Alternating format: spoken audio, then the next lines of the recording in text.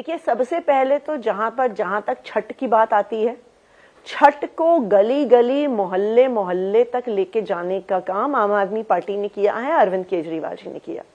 दूसरी बात, वैसे छठ के समय जो आपके टीवी चैनल ये झाग की फोटोएं दिखाते हैं, आपको पता है कहां से आता है? इसकी देन उत्तर प्रदेश का आगरा कैनाल है। वो छठ के समय दिल्ली वालों के खिलाफ षड्यंत्र करके ये जो झाग की फोटोएं आप दिखाते हैं, ये साल भर क्यों नहीं होता? ये सब छठ के समय पे क्यों होता है? ये एकदम से छठ के समय से कहां से आ जाती है झाग? भारतीय जनता पार्टी की यूपी में सरकार है। यूपी कैनाल से, यूपी से आने वाले पानी में जो वहां पे फैक्ट्री का दूषित पानी है, उसको जानबूझकर छठ के समय छोड़ा जाता है और यमुना जी को गंदा किया जाता है। आप अगली बार आप साल भर की रिपोर्टिंग कर लीजिए कालिंदी कुंज पे। साल में 11 महीने वहां पर कोई झाग नहीं होता। यहां पे कहां से आ जाता है झाग? ठीक है, नवंबर के महीने में, छठ के समय में। मैं आपके आरोप को सही भी मान लूं तो क्या यमुना साफ है? अरविंद केजरीवाल जी ने तो खुद कहा कि हाँ, ये हमारी कमी रही कि मैं यमुना साफ नहीं कर पाया। नहीं, ये मैं मानती हूं। देखिए, क्या है कि जैसा मैंने आपको कहा, बिल्कुल जो आम आदमी पार्टी के खिलाफ साजिश हुई, जो आम आदमी पार्टी के खिलाफ षड्यंत्र हुआ, जो हमारे नेताओं को जेल भेजा गया, ये स्वाभाविक बात है कि उसका असर दिल्ली के कामों पे हुआ।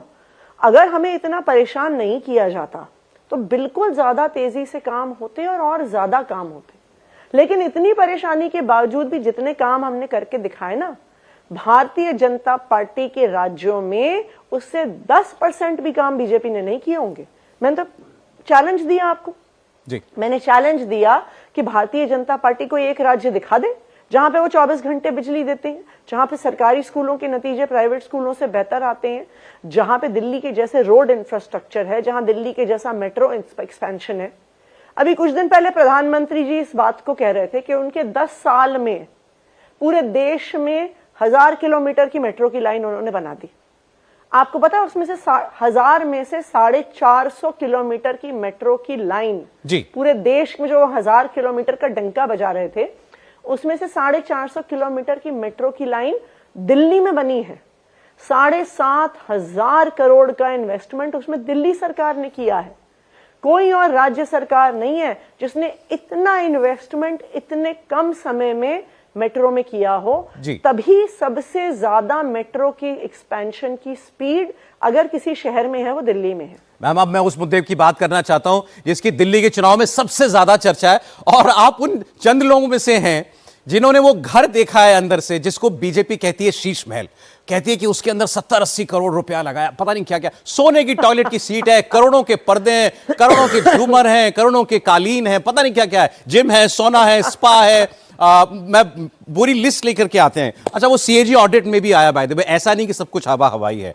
अब आज दिल्ली को बताइए ना, उस घर के अंदर क्या है?